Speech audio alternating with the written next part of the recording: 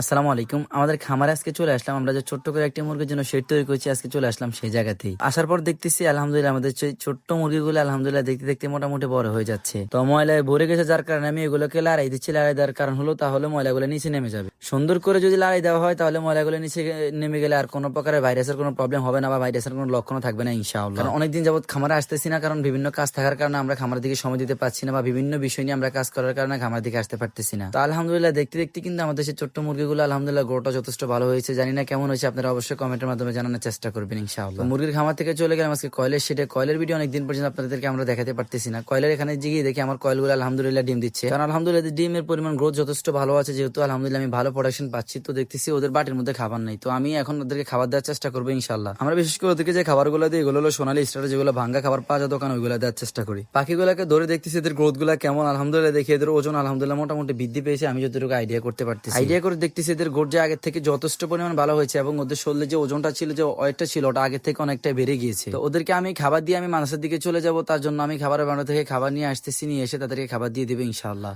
খাবার দিয়ে তারপর আমি ইনশাআল্লাহ আমার পরবর্তী যে কাজগুলো আছে সেগুলো চলে যাবো ইনশাআল্লাহ। কয়েল পাখি পালতে আপনারা বিশেষ করে কয়েল পাখি যখন ডিম দিতে তাদেরকে আপনারা ক্যালপ্লেক্স ওষুধটা বিশেষ করে দেওয়ার চেষ্টা করবেন, তাহলে আপনি তাদের কাছ থেকে ভালো রেসপন্স পাবেন। বা আপনি কয়েল পাখি সেক্টরে অবশ্যই ভালো কিছু করতে পারবেন যদি কয়েল পাখির ওষুধের প্রতি আপনি আর খাবারের প্রতি খেয়াল করতে পারেন, তাহলে অবশ্যই আপনাদের কাছ থেকে ভালো কিছু অর্জন করতে পারবেন। আজকে ভিডিও পর্যন্ত আপনারা আমাদের জন্য দোয়া করবেন। আসসালামু আলাইকুম রহমতুল্লাহ।